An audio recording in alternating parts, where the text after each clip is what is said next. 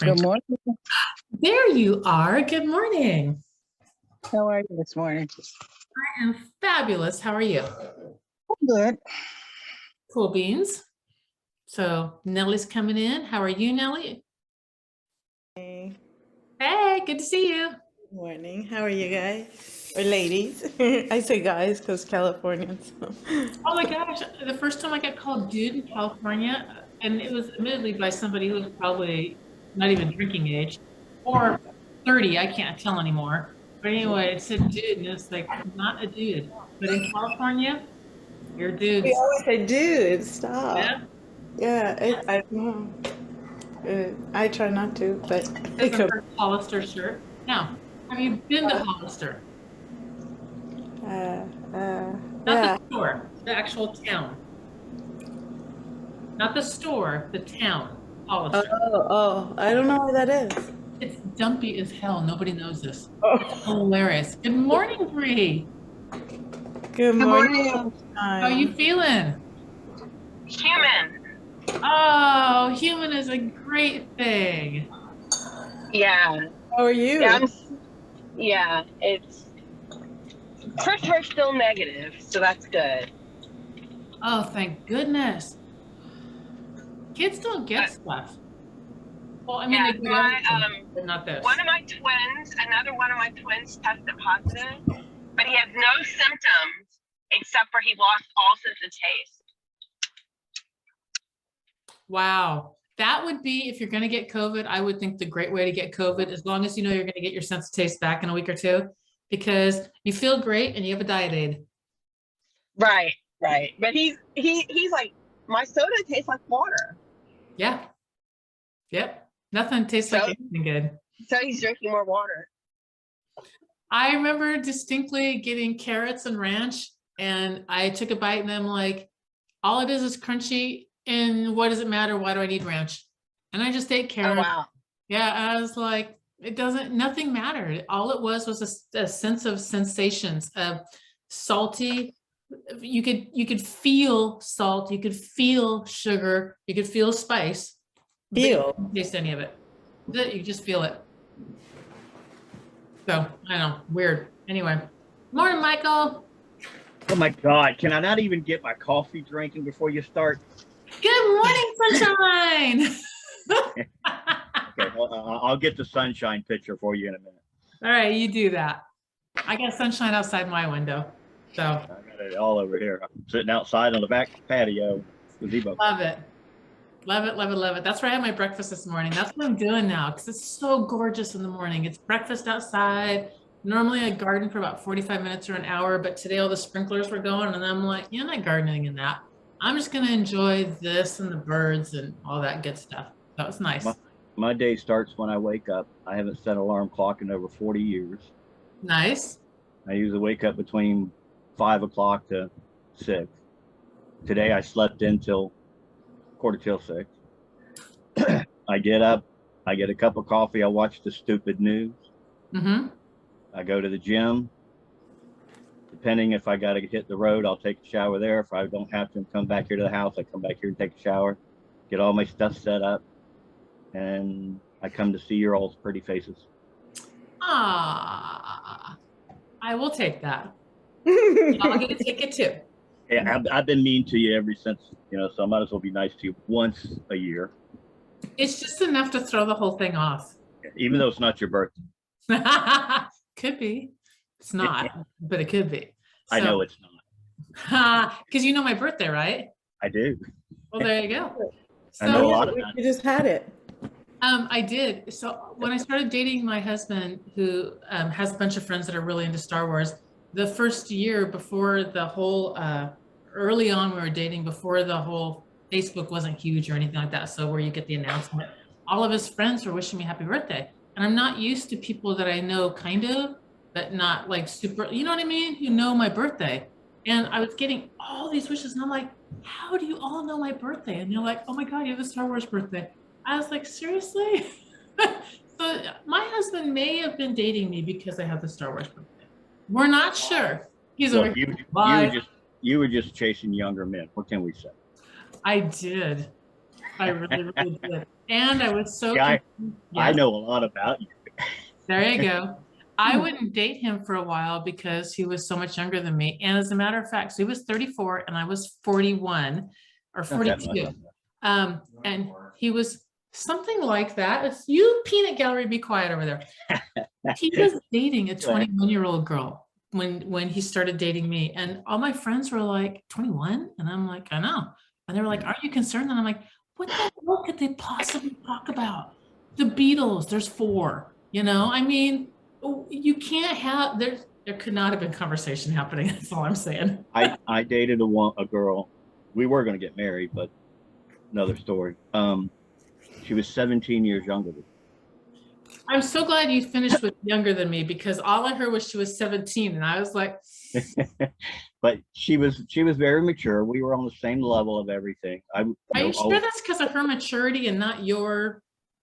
Again, we were on the same maturity level. We won't get into the details. Wow. You But- guys just have so much love.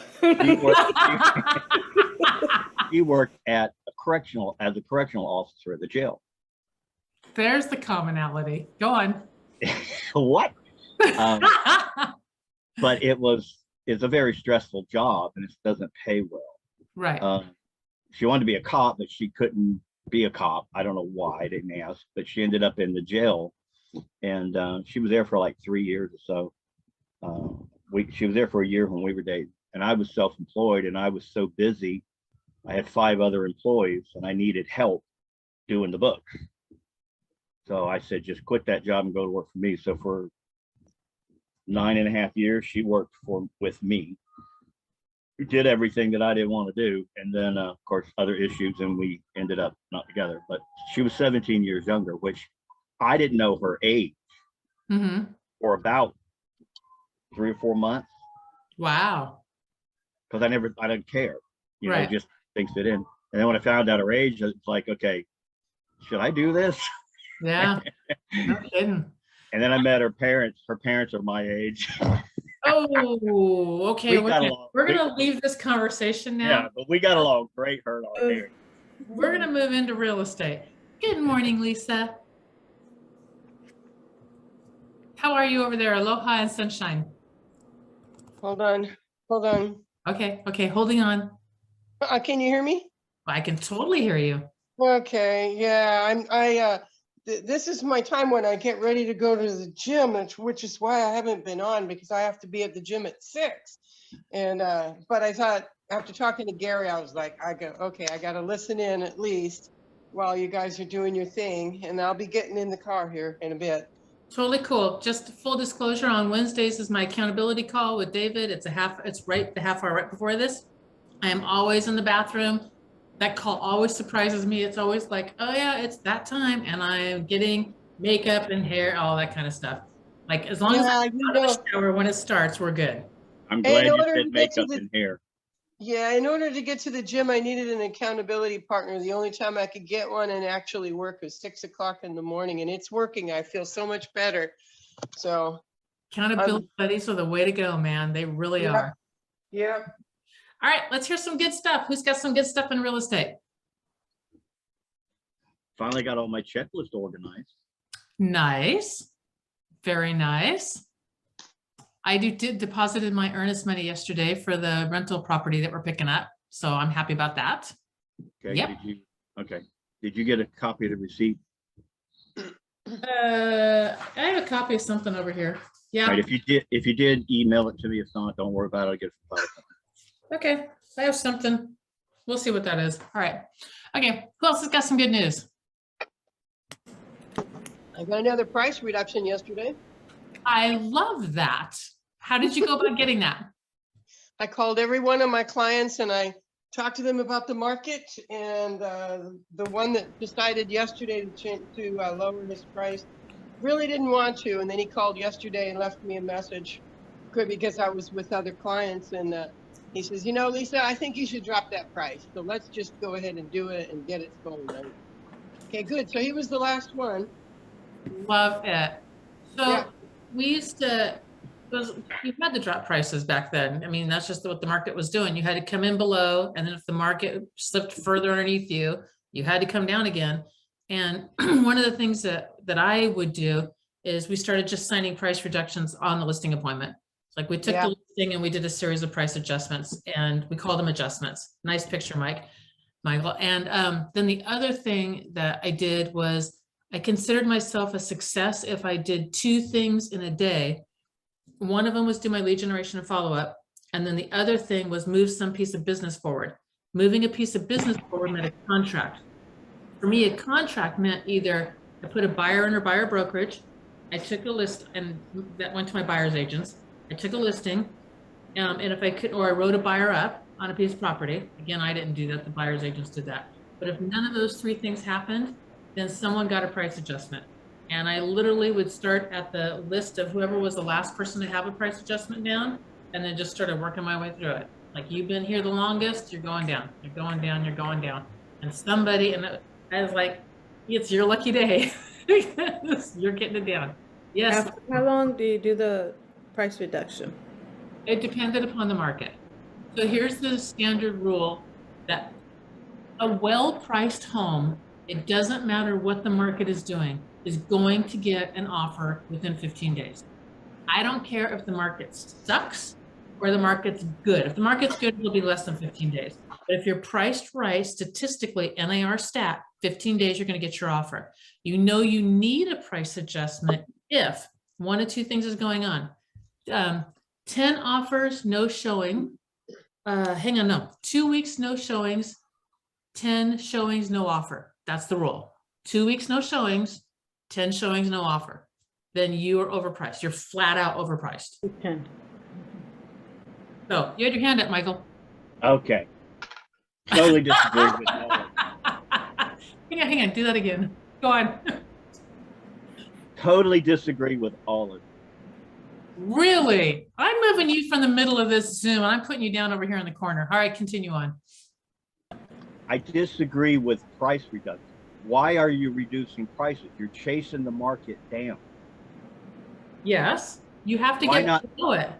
Why not start down below it and run it up? Because the sellers wouldn't do it. Well, then I don't know your presentations and everything, but my sellers never argue with me.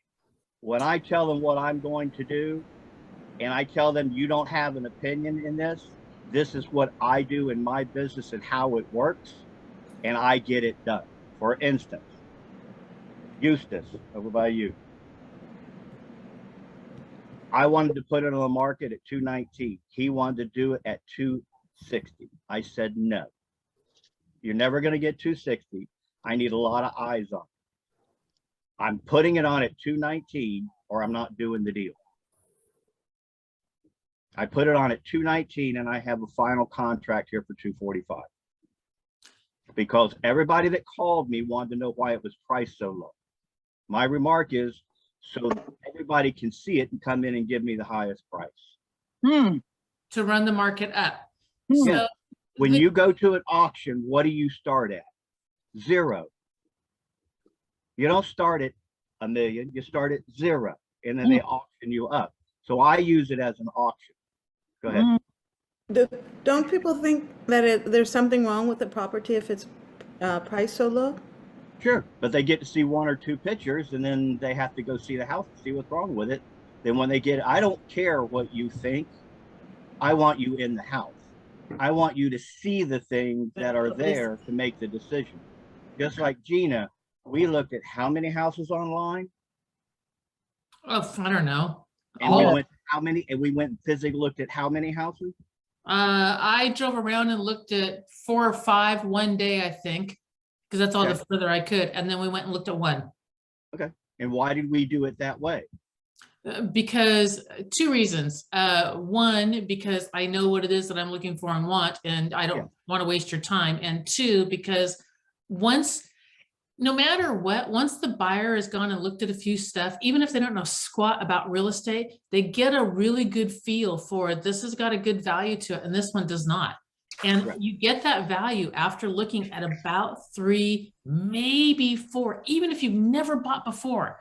You just, you know, like, wait, that house is in the 2 to 225 range or whatever range you're looking in. They look at 4, crap, this one's really good. And they know, you just instinctually know it. I will not show a buyer. I don't like working with buyers. I do people I know and referrals, but I'm after sellers. But with a buyer, I will not show you over 7 houses. If we haven't put a contract in by 7 houses, I'm firing you. Because you lied to me, you didn't tell me what you wanted, and I cannot determine what you need. So after 7 houses, if we haven't put some contract in, I'm done with you. I'm not wasting my time because you're costing me money. Now, I know that's extreme to some of you. It was to me in the beginning. I have an I don't, pardon my language, give a shit attitude. I don't care what you think. I have a job to do. I have to do my job. And my job is get you the best house at the best price. Just like with you, Gina, you did it automatically, but I usually have clients drive by 2 or 3 houses in the neighborhood that I know are not going to be their house. So I don't have to waste my time. They waste their gas and time, and then they make that decision. Just like I did with the houses that you showed me, I looked them over, I made some phone calls, I did my due diligence, and the ones that were not going to work didn't work until we saw this one that worked. Right. And I knew we could possibly make it work until I physically saw it. That's now, again, my background's a little different. I'm construction. But I don't, when it comes to a buyer, you gotta be smart. You gotta be sane, and you gotta be ready to buy. Same thing with a seller. You just gotta be ready to sell. And if you're not those things, I can't do anything for you now. I have to move to someone else. As far as the pricing, I always underprice a house. So this is my opinion. What is, and y'all should think about this in your area, what is fair market value? It's what you pay for, what people want to pay for. Go correct. What is it? Exactly right. So how do I determine fair market value? What price will get me one showing a day after the first 2 weeks? After the first 2 weeks, something under market, period. Right. 2 weeks, Period. what price will keep me a person a day coming to the house? That's the number I need to be. So when I go to a house, it's a $250,000 house, and I put it on for $250,000, how many people are going to look at it? If I put that price at $199,900, how many people are going to look at it? If I drop that down to $149,900, how many people are going to look at it? So what do you do when you're, because this is a great conversation. What do you do when you're up against somebody else that says, I can get them 250 for the house that you're saying, no, I wanted it 200. And by the way, I disagree with your listing at 199, but that's okay. That's another conversation. I'll tell you a story about that too one day. When another agent comes in and bucks about my commission. No, not your commission. You want to list it at 200. And they've already talked, they're going to talk to somebody who's going to list it at 250. I know. And you're up against that. So again, I have the I don't care attitude. I don't need your job. So they'll buck about the commission. And then my question is, no. Next. Right. And that's the commission situation. Okay. So Well, but on the listing, so I'm leading to it. So all right. when Cal, you come in and said Yes. a house down the street sold for 145 and my house is better than that, and I want to list it or 245 and I want to list mine for 250. because I have heavy duty nails. Right. So what makes you think your house is better? I have heavy duty nails. I put in new windows. Okay. So can I ask you about that? Yes, absolutely. Great. So if you were the buyer of this house, what would you pay for? They're gonna come in here and I want you to put on that listing agreement that I have heavy duty nails and new windows so that they Okay, can, great. Can I ask you about that? yes. Okay. So if you were the buyer and you were going to win $1 million by guessing correctly, how much would you pay for that house? If I was a buyer and I was gonna win $1 million for listing for correctly, I'm gonna still say 250. I know my house is 250. Yep, So yep. At- The one for 245, I'm 250. now in my presentation, I have a pad out and I draw 3 houses. Mm-hmm. Okay. Those 3 houses, I price yours at the 250 on the far right. Mm-hmm. In the middle, I come down to 240. Mm-hmm. And then the bottom one, I come to 200. So then my question to you is just like I asked you. If we price this house at $250,000, how many people are going to come look at this house? Out of curiosity, your pictures, are they sold or current? Just out of curiosity, what are you bringing? Are your 3 listings? Are you They're bringing? fictitious. They're fictitious. Okay. You and I did something really close here. So sit tight there 1 second. I brought 3 sets of pictures of solds, low, medium, high, and I would lay out, this is so before everybody was all computery. So I would lay out the 3 rows of pictures in 3 stacks. And I had them, I just laid out house 1, house 2, house 3. And then I would say, which one of these is your house? And they know that they've got Formica and that's granite. And they know that, you know, they know, and they will pick the house that closely looks like theirs, which is done on purpose. And they would say this one, if they point at the middle, and I'm like, that's 225. And then, so I did very similar to what you're doing. You've got your fictitious low, medium, high. I had the pictures. Okay, keep on going. It's good stuff. So Good stuff. how many people will look at the 250? And when the average person searches, they search from 200 to 250 or 150 to yeah, they search in 25. When you're under, in my market, when you're under $350,000, they only search in $10,000 to $25,000 increments. Yep, it's When bracket you get price. over that, it's a whole nother ballgame. Yeah, it's still bracket pricing. They're still looking in brackets. They might be 50,000 brackets or maybe 100 if it's over $1 million, but they're still bracketing their search parameters. Continue. So how many people will look at $250,000 value? How many people will look at the 130,000 and how many will look at the 200? So my point to make to them with the drawings and things I do is the lower the price, the more people that can afford it. And that's the number to look at. So I want eyes on, I just went over this with a listing I'm doing here now with them, and it's going to foreclosure, but it's how I want eyes on. I want the person, dumbest, richest buyer that falls in love with the house. That's what I want. So I really love this. I'm also a proponent of pricing and pricing it absolutely dead on right. I disagree with Michael in pricing too low. And the Because how do you bring it so up to where you really want? How, if it's so low, how do you bring it up to the level? I'm going to get multiple offers and it will drive it up. I have a system. I don't believe, I think it's a lazy agent's multiple offers, highest and best. I think that's just a lazy agent. You're not doing your job, not doing justice to Michael, yourself. excuse me. Why do you say that, dear? Because if you want to get the highest numbers, you have to do you have to put it into them as a loss. People only buy on emotion, Right. on their ass. They're sitting on their butts and they have emotions. That's how the majority of the people buy. That's why infomercials do the best, that get the best money.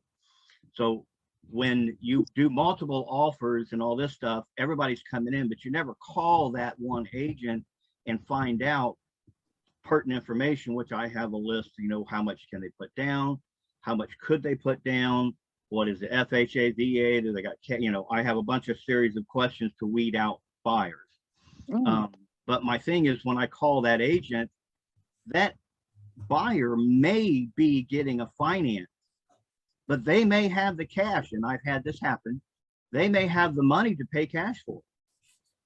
And if I ask the right questions, and I'm really curious, and I find out that that buyer is a conventional loan, but they got the money to pay cash, and then I can coach that agent how to go to their buyer to say, let's make a cash offer instead of a conventional, because you're getting beat out. And they say we had it priced at 149.5, and I come into it and I've got a 265. I say to them directly, I want you to understand, as of this moment, and I will let you know if it changes,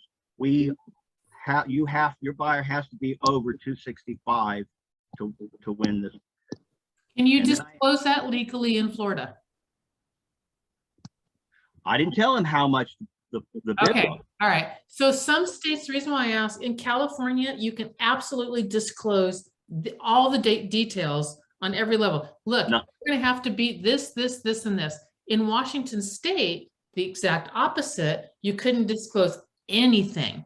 So just unless there were, I mean, there's some parameters around that. If your seller says the opposite of anything, it doesn't matter. That's what your seller says, that's what you do. Or have to do legally. But so there's a fine line. Just make sure, because we're in many states here, that you know the state laws on what you're allowed to disclose and not in a multiple offer situation.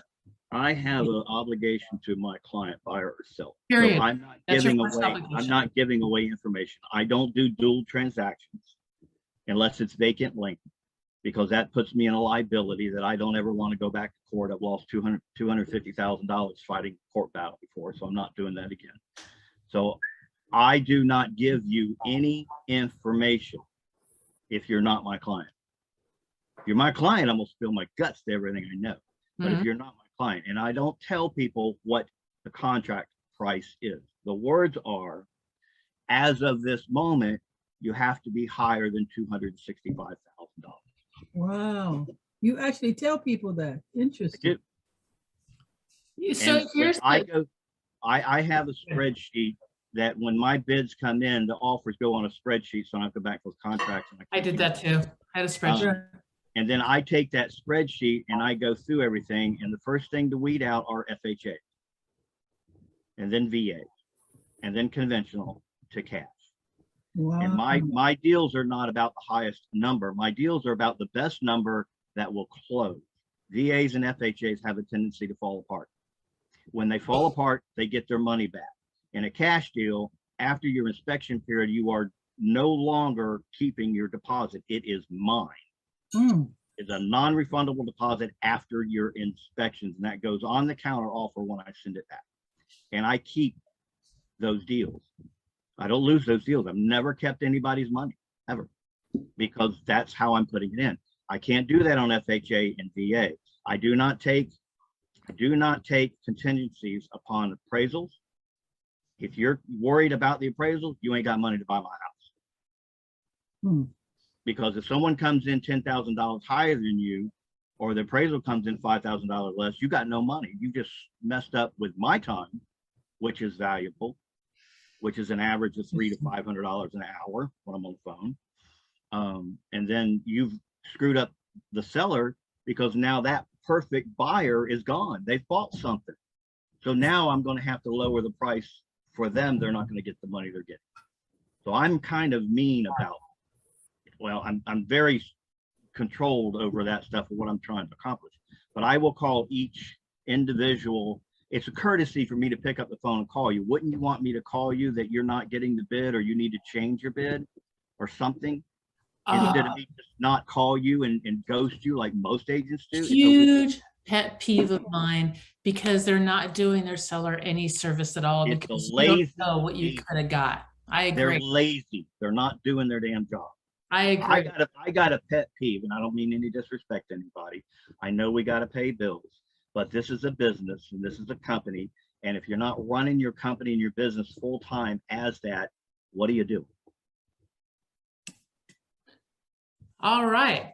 Well, So, can I Lisa, make a what comment? a great conversation. Quick, hang on one second. What a great conversation. I have an idea for Friday that I want to do, and I'll tell you guys. And then you got one comment, go for it, Kay. And then I got to get off because I'm signing a person in 22 seconds. So, okay. Bonetta. Bonetta, go Bonetta. Okay, so Nellie, you asked the question, do people, when they see a lower price, like Michael said, do they wonder what's wrong with that house? So the answer is, more people wonder about the house when it sits on the market too long because it's overpriced than they do when it's priced lower. You're going to have more people run because it is underpriced. Michael's absolutely. I'm loving this conversation. Thank you so much, Michael, for sharing. And Well, Lisa, first- for starting it. It's a great, okay, hang on you guys, I gotta jump, but here's what I want to do on Friday, because I think this is a really, really good one. On Friday, I want to work on pricing objections and price adjustment scripts. I want to work through those And I want to kind of role play back and forth where we're tossing up how to handle pricing objections and those kinds of things. So bring your best stuff to the table. Great conversation today. Lisa, thank you. I know you were quiet. I know you jumped in the car, but thank you. And I got it. Your podcast, can we go to find it easy? 'Cause I'm always- I put the new links up on Workplace and on my Facebook. If you go to Workplace, you will see it's John Kitchen's YouTube channel and John Kitchen's Facebook. Nellie, thank you. All right, you guys, have a fabulous rest of your day.